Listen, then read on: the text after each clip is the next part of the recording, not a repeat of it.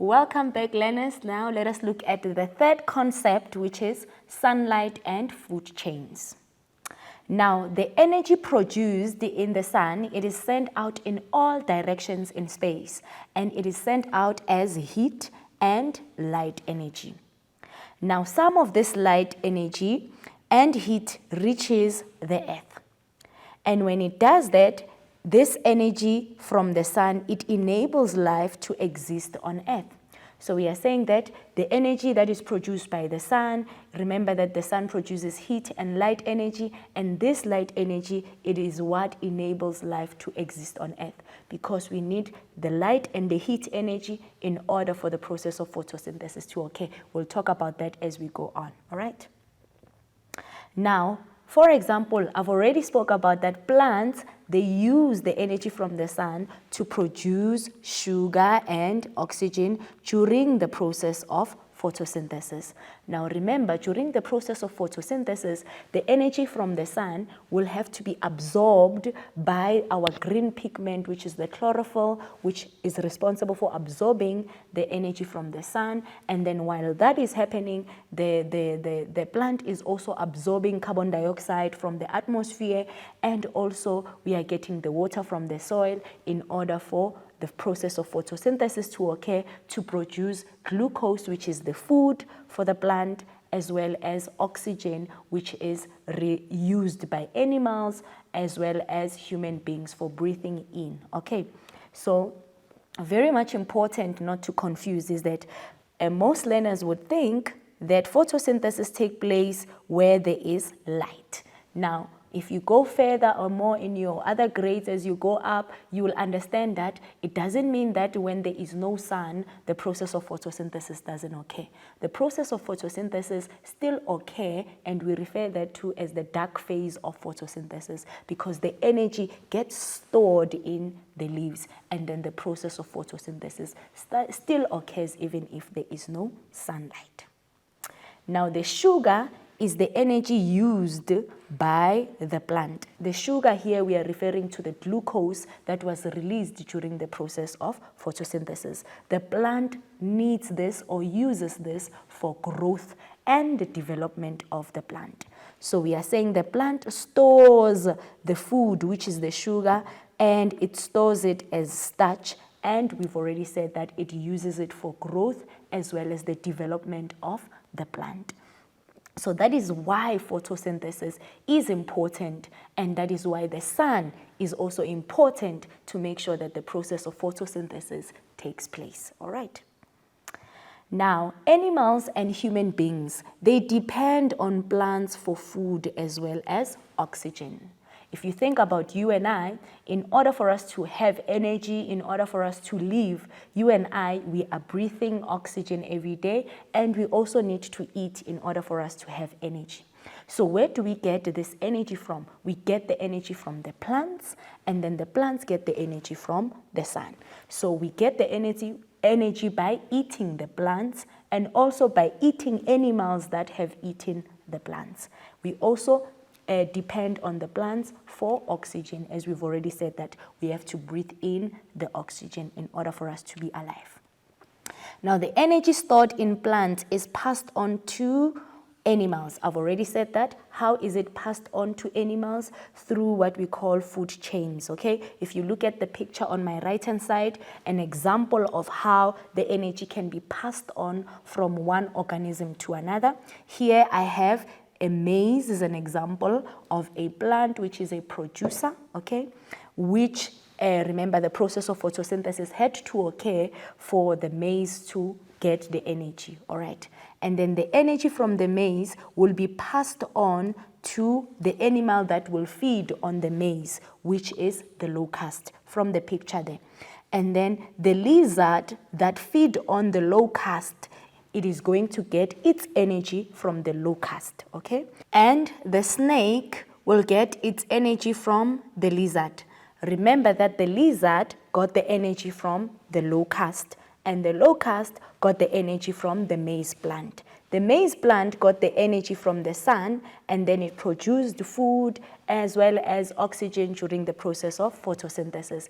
And that is how energy is passed on from one organism to the other. Okay. Now, the energy that the plant, that the animal does not use is stored in its body.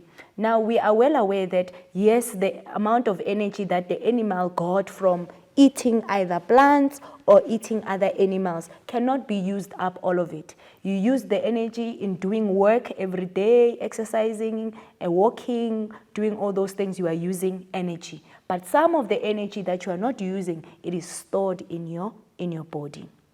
All right.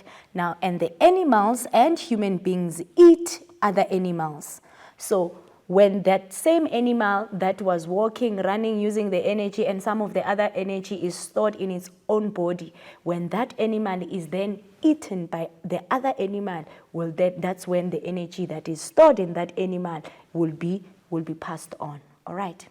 So energy, it is stored in the bodies of the animals, and it is passed on to other animals and people through the process of respiration.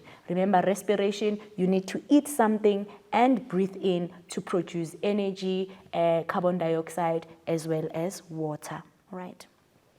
Now, the sunlight also heats up parts of the earth and create wind and rain that are necessary for life. So we are saying that the sun is not only for eating, for food and everything, but it is also responsible for making our earth warm. It is also responsible for creating wind and rain and creating all these different types of temperatures. All right.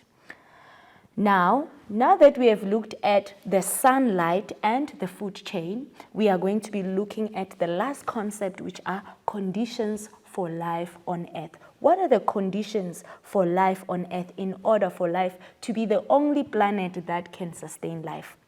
Now, the temperature is not the only reason why life exists on Earth.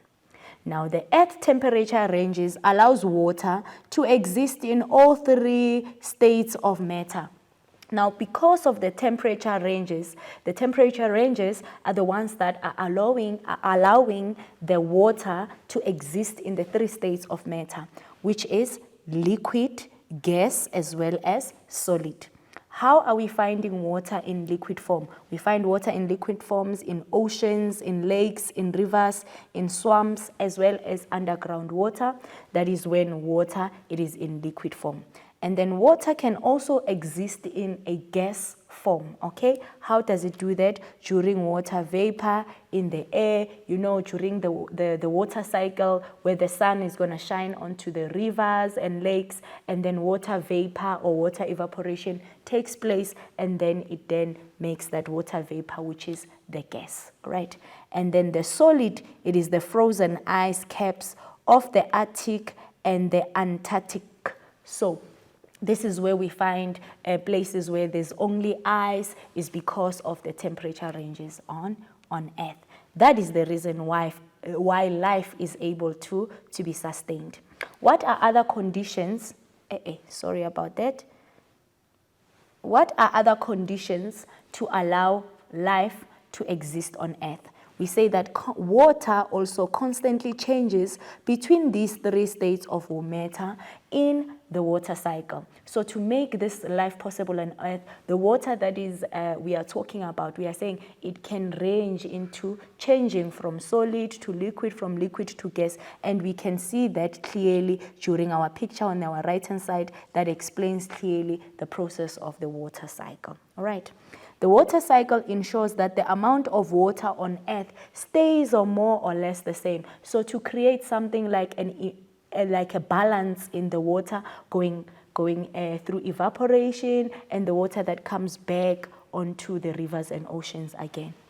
So the amount of water on the Earth stays more or less the same, and that there is fresh water available. Remember, for human beings to be able to live or live their life and to be active, to have energy, we need to constantly drink water. We cook with water, but which water are we using? We are referring to the fresh water, not the water from the ocean, because the water from the ocean is salt water. So we cannot drink salt water as human beings. So we depend on the water cycle in order for us to get that fresh water and for life to exist on Earth. All right. And another most important thing, remember we said that during the process of photosynthesis, we are releasing the glucose and oxygen. So we are also saying oxygen, it is also the condition for life to exist on Earth. How is that? About 21% of the Earth's atmosphere consists of oxygen gas. And remember, animals as well as human beings, we breathe in the oxygen, and that oxygen has to go into our cells in order for us to be active, in order for us to live our lives. Oxygen is essential for life to exist. We've already said that. It is needed in the breathing process and to release energy in cells of living organisms. If there is no oxygen, there is no life on Earth. So we depend on oxygen in order for life to exist on Earth. Guys, thank you so much for tuning in today's lesson. I hope you understood the position of the Earth in the solar system, and now you understand why we said the food that you eat has also eaten the other food also. I hope you understood when we spoke about the food chains and everything. Now, thank you so much for tuning in, and I hope to see you next time.